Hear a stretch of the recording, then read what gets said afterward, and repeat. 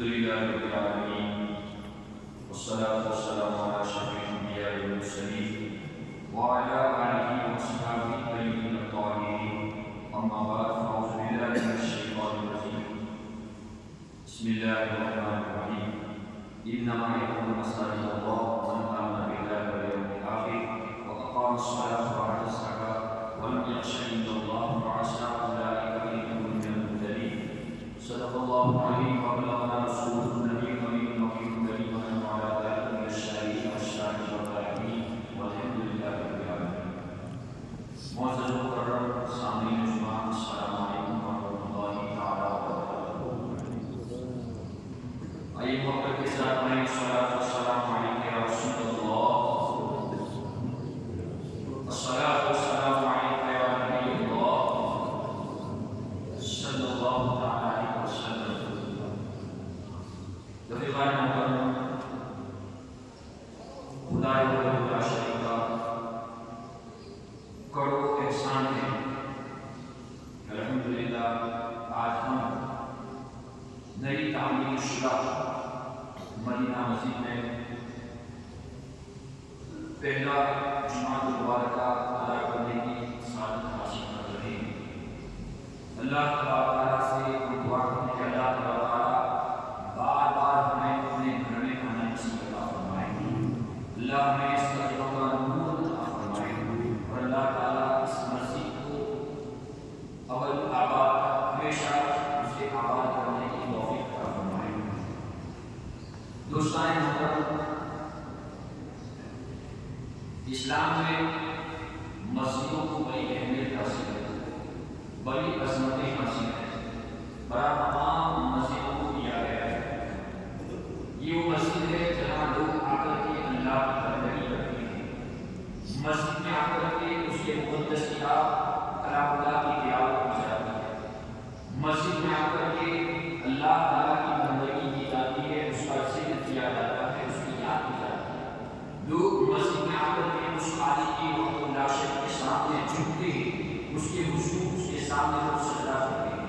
دوستان محترم، وہ جگہ جہاں کو یاد کیا جائے، اس کی بندگی کی جائے، اس کے کلام کی تلاوت کی جائے، اس کا ذکر کیا جائے، اس کے سامنے جھکا جائے، اس کے سامنے سجدہ کیا جائے، اس سے بڑھ کر یہ اور کوئی جگہ ہو سکتی ہے.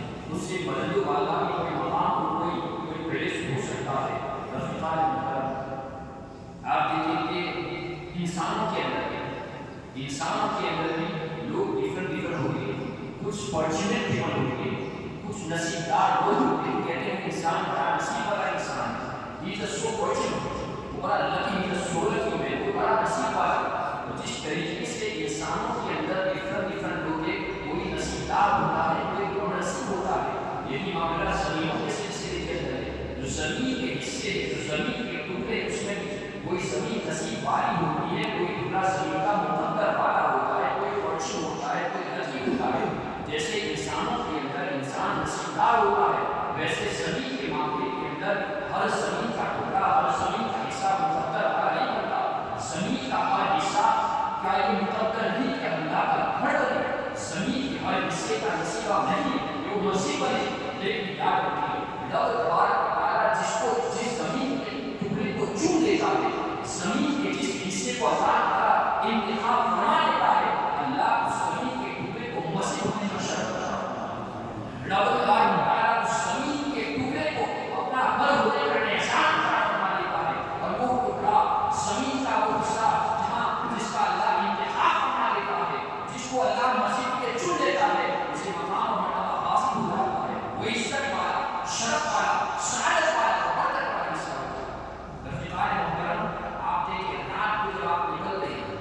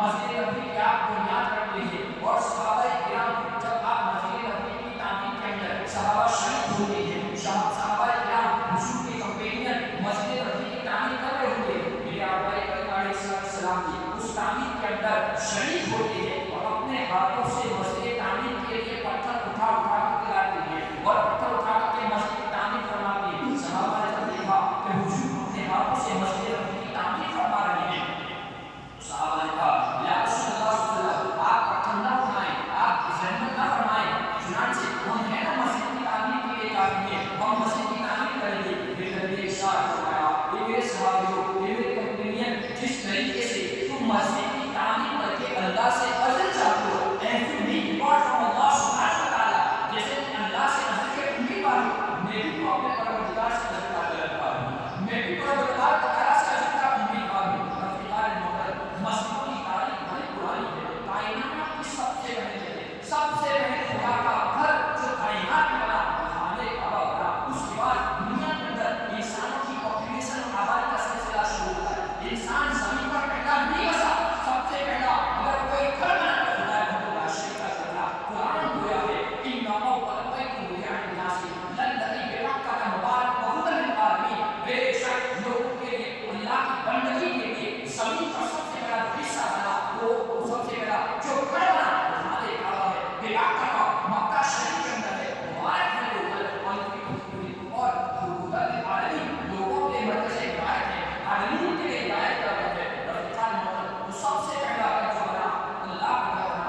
مسجدوں کا اتہاس، مسجدوں کی تاریخ بڑی پرانی تاریخ ہے۔ دوستان حضرت حضرت غفاری رضی اللہ عنہ روایت کرتے ہیں، میں نے پوچھا یا رسول اللہ صلی اللہ علیہ وسلم زمین کا سب سے پہلا گھر کون سا بنا؟ چنانچہ فرمایا مسجد حرام۔ میں نے عرض کیا یا رسول اللہ مسجد حرام کے بعد پھر کون سا گھر بنا؟ حضور نے فرمایا کہ مسجد اقصی۔ یہ حقیقت سمجھنے کی ہے، مسجد سے عبادت کا گھر نہیں ہے، یہ صرف بندگی کے لیے مسجد نہیں ہوتی ہے، یہاں سے انسانوں کو، یہاں سے آپ کو، یہاں سے مسلمانوں کو زندگی گزارنے کے سلسلے میں رہنما اصول دیے جاتے ہیں، زندگی گزارنے کے سلسلے میں یہاں انہیں بتایا جاتا ہے کہ ہاؤ ٹو لیو، زندگی کیسے گزارنا ہے، ہاؤ ٹو بہیو، لوگوں کے ساتھ بہیو کیسے کرنا ہے، ہمیں آداب معاشرت بتائے جاتے ہیں، معاملات بتائے جاتے ہیں۔ اس طرح سے زندگی نہیں کی جاتی ہے، اس عبادت کے لیے اسٹرکچر قائم نہیں کیا جاتا ہے، بلکہ مسلمانوں کے رہنمائی کی جاتی ہے، قرآن و سنت کی تعلیمات ان کے سامنے بیان کی جاتی ہے۔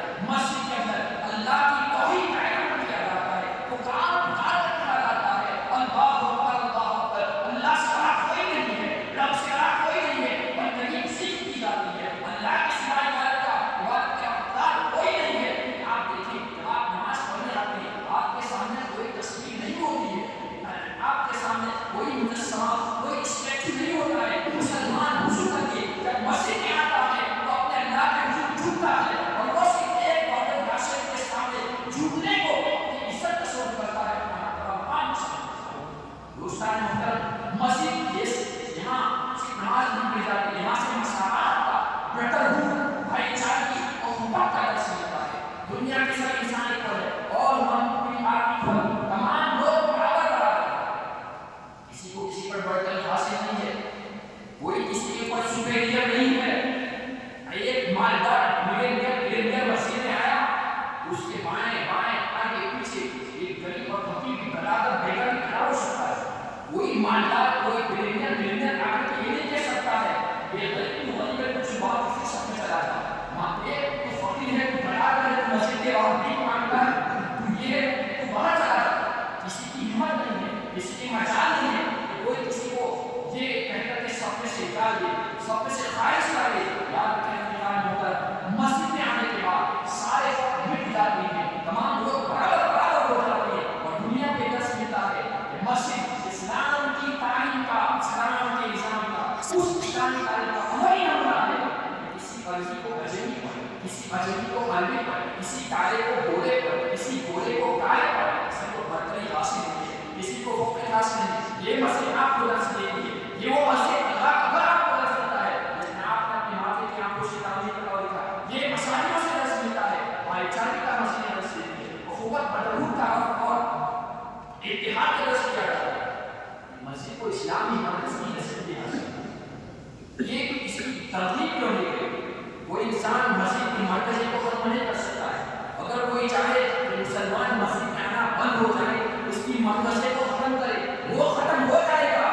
مسجد کی مرکزی ختم نہیں کی، مسجد کی سالیت برقرار رہے گی، مرکزی باقی رہے گی. مٹانے والے مٹ جائیں گے، نامراد ہو جائیں گے، خواہی و خاصی ہو جائیں گے، لیکن مسجد کی مرکزی باقی رہے گی. یاد رکھیے، مسجد میں آنے کے سلسلے میں، مسجد کے ساتھ بھی جوڑنے کے سلسلے میں، مسجد کی تعمیر میں حصہ لینے کے سلسلے میں، مسجد کا ڈونیٹ کرنے کے سلسلے میں، مسجد کی صفائی کے سلسلے میں، مسجد کی نظافت کے سلسلے میں، مسجد کے نماز پڑھنے کے سلسلے میں، مسجد کا قرآن سننے کے سلسلے میں، مسجد کا قرآن کی تعلیم دینے کے سلسلے میں، اور مسجد بنانے کے سلسلے میں، مسجد کا چلنے کے سلسلے میں، مسجد کا قدم بڑھانے کے سلسلے میں، مسجد میں آنے جانے کے سلسلے میں اتنی رعایت ملتی ہے. اس قدر رعایت ملتی ہے کہ دین سے تعلق رکھنے والا ایک مومن جانتا ہے، اتنی رعایت ملتی ہے کہ ایک کتاب نہیں، ایک بیان کی محفل نہیں، بلکہ کئی کتاب اس پر لکھی جا سکتی ہے. اور اسی بنیاد پر فرمایا گیا ہے جو دنیا کے اندر اللہ کا گھر بنائے گا، اللہ کا اس کو جنت میں کرے گا. جنت ہے کبھی تو محلہ لوگ، لیکن جو جن کے لیے سب کے بعد ہے، یعنی مسجد کی تعمیر میں اتنا حصہ لینا ممکن نہیں کہ بڑھ سکے حصہ لے. مجھے اسلام میں محمود نے فرمایا اگر تم اتنا نہیں دے سکتے، پرندے کے گھونسلے کے برابر بھی تم نے اگر مسجد میں ڈونیٹ کیا ہے، تو جو اللہ تعالیٰ جس کے لیے رب نے دنیا جنت کے اندر گھر کا وعدہ کیا ہے، اس وعدے میں مسجد کے اندر ایک اینٹ کے برابر پرندے کے گھونسلے کے برابر دینے والے کو اللہ کا جنت میں گھر کا فرمایا. رفیقان محترم، یہی نہیں بلکہ عملی طور پر صحابہ کرام کے ساتھ حضور اپنے ہاتھوں سے اینٹ لانے کے مسئلے کا بھی اور عملی طور پر بھی بتا دیا اللہ کے سنے. بلکہ جب صحابہ تعمیر فرماتے تو صحابہ کرام کے کپڑے پر ڈسٹ لگ جاتا تھا، ان کے پر حضور صلی اللہ علیہ وسلم اپنے ہاتھوں سے ان کے کپڑوں کو جھاڑتے تھے، صاف صفائی کیا کرتے. حضور علیہ السلام نے عملی طور پر کر کے دکھایا. یہ سب کیوں نہ ہوتا؟ فرمایا گیا زمین کے حصوں میں، زمین میں سب سے بہترین جگہ، زمین میں سب سے بہترین جگہ مساجد اللہ کے گھر ہے، بدترین جگہ بازار ہے، بدترین جگہ اللہ کے نزدیک پسندیدہ جگہ مساجد ہے، اللہ کے نزدیک بدترین جگہ ناپسندیدہ بازار ہے. لیکن اگر کوئی بازار بھی چلا جائے، ٹھیک ہے، اگر کوئی بازار چلا گیا، مارکیٹ چلا گیا، جبکہ بازار کو بدترین جگہ ہے، لیکن اگر کوئی چلا جائے تو پھر بتایا جہاں قیامت کے دن اللہ 60 لوگوں کو 7 پیپل 60 لوگوں کو اپنے عرش کا سایہ عطا فرمائے گا. اگر وہ بازار بھی چلا گیا لیکن اس کا دل مسجد سے کنیکٹڈ ہے، تو فرمایا بازار جانے والا بھی وہ مسلمان کے جس کا دل مسجد سے لگا ہوا ہے، بھلے وہ بازار چلا جائے تو فرمایا گیا کہ اللہ قیامت کے دن اس کو بھی اپنے عرش کا سایہ عطا فرمائے گا، اس کو بھی جگہ عطا فرمائے گا. رفیقان محترم، لہذا وہ کہ جن کا دل مسجدوں سے معلق ہے ان کو ایک اشارت ہے اور اس کے سائے میں اللہ کو جگہ عطا فرمائے گا. امام بزار نے ایک روایت نقل کرنا یاد رکھا کہ مسلمانوں کو مسجد میں بیٹھنا چاہیے، نہ مسلمانوں کی اٹھک بیٹھک مسجد میں ہونا چاہیے. تو کہتے ہیں کہ مسجد میں بیٹھک ہونا چاہیے اس لیے کہ جو مسلمان مسجد میں بیٹھے گا پاک پروردگار نے گارنٹی دی ہے، اللہ تعالیٰ پر صراط کا پار کرانے کی کو ضمانت دی ہے.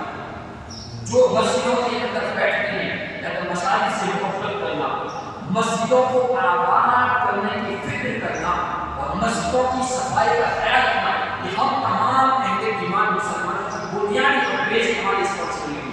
یہ ہماری پرائمری ذمہ داری ہے، ہماری بیس بنیادی ذمہ داری ہے. مسجدوں سے محبت یہ ایمان کی نشان سے بات میں آیا ہے کہ تم کسی کو مسجد میں آتا جاتا دیکھو تو تم اس کے ایمان کی گواہی دو کہ وہ مومن ہے، مسلمان ہے، آنے جانے والا مسجد کے اندر مومن ہے، تم اس کی گواہی دو. اور مسجد سے جڑا ہوا، مسجد سے ریلیٹڈ چھوٹے سے چھوٹے کام پر بھی اللہ نے اجر عطا فرمایا. حضور کہتے ہیں کہ میرے سامنے میری امت کا دفتر امت پیش کیا گیا تو میں نے دیکھا کہ میری امت میں سے ایک شخص نے، ایک آدمی نے مسجد کے اندر سے کچرا تینکا اٹھا کر کے باہر پھینک دیا. اللہ تعالیٰ نے اس تینکا اٹھانے والے کے عمل میں بھی اس کے عوض میں اللہ نے اس کو اجر عطا فرمایا، اس کو نیکی عطا فرمائی. رفیقان محترم، یہ ہے مسجد کے اندر آنے کا ثواب، مسجد سے تعلق رکھنے کا. الحمدللہ ہم بھی خدا اللہ شریف کا شکریہ ادا کرتے ہیں کہ اللہ تعالیٰ نے ہمیں پاک پروردگار نے ہمیں ہمیں وہ برکت بھری وہ بلیسڈ مومنٹ عطا فرمائی، وہ گھڑی ہمیں کہ جس گھڑی کا ہم نے مشاہدہ فرمایا کہ شب برات کے اندر نماز مغرب سے اس تعمیر شدہ مسجد کا ہم نے افتتاح فرمایا۔ دوستان محترم، مسجد تو بن گئی لیکن ہم اس پر تمام خصوصیت کے ساتھ علم معلمہ ذمہ دار کمیٹی آپ سب مسلمان مسجد اور اہل محلہ کا شکریہ ادا کرتے ہیں کہ جنہوں نے مسجد کی تعمیر میں جسمانی طور، مالی طور اور فکری طور پر تعاون پیش کیا۔ فرمایا گیا کہ جو شخص اللہ کے لیے مسجد بنائے اللہ اس کے گھر بنائے گا جنت کے اندر۔ یارو کتنی بڑی سعادت کی بات ہے کہ قیامت کے دن مسجد کی ایک ایک بٹس، ایک ایک اینٹ ہمارے لیے مسجد تعمیر کروانے کے بنانے والوں کے لیے کل گواہ وٹنس بنے گی، گواہ بن سکتی ہے۔ اب ہمارے ذمہ داری مسجد کو بن گئی، مسجد تعمیر ہو چکی، افتتاح ہو چکا۔ اب ہماری ذمہ داری سے مسجد تعمیر کرنا سب نہ رہی بلکہ اس کو آباد کرنا، 5 وقت نمازوں کے ذریعے، قرآن کی تلاوت کے ذریعے، اصلاحی بیانات اور عقیدے کی حفاظت کی محفلوں کے ذریعے، بچوں کو تعلیم کے ذریعے، اتحاد اور آپس کے اندر ایچ ادر محبت کے ذریعے، قوت کے ذریعے، یاد رکھیں ابھی بھی ہماری ذمہ داری ہے۔ یاد رکھیں ویران مسجدیں، برباد مسجدیں یہ قوموں کی کمزوری کی علامت ہے اور زندہ مسجدیں زندہ ملت، زندہ قوموں کی پہچان ہے۔ لہٰذا ہم خط کرتے ہیں یہ جو مسجد ہم نے بنائی ہے ہم سجدوں کے ذریعے اس کو آباد کریں گے، اسے سیاست کا نہیں، اسے پالیٹکس کا نہیں بلکہ اسے عبادت کا مرکز بنائیں گے، اسے محبت کا مرکز بنائیں گے۔ اور ہم نہیں آئیں گے اپنی نسلوں کو لے کر کے آئیں گے، بھی ہم خود کنیکٹ رہیں گے اپنی نسلوں کو، ہمارے پیچھے جو آ رہی ہے ان کو بھی ہم اپنی مسجد سے جوڑنے کی کوشش کریں گے۔ آخر میں رب تبارک تعالیٰ کی بارگاہ میں دعا کرتے ہیں اللہ تعالیٰ اس مسجد کو مدینہ مسجد اللہ ظلم قیامت اس کو آباد رکھے، اس مسجد کو ہدایت کا، اس مسجد کو رحمت کا، اس مسجد کو اللہ تعالیٰ برکت کا ذریعہ بنائے۔ اللہ تعالیٰ تمام کو مسجدوں کی خدمت کرنے کی توفیق عطا فرمائے۔ اللہ مسجدوں کی، مدرسوں کی، پوری امت مسلمان کی حفاظت فرمائے۔ سب اللہ شکر اللہ تعالیٰ مصطفیٰ کے اس معاف فرمائے اور سب سے پہلے مجھے ناچیز کو اور آپ تمام مسجد کو امت مسلمان کی توفیق عطا فرمائے۔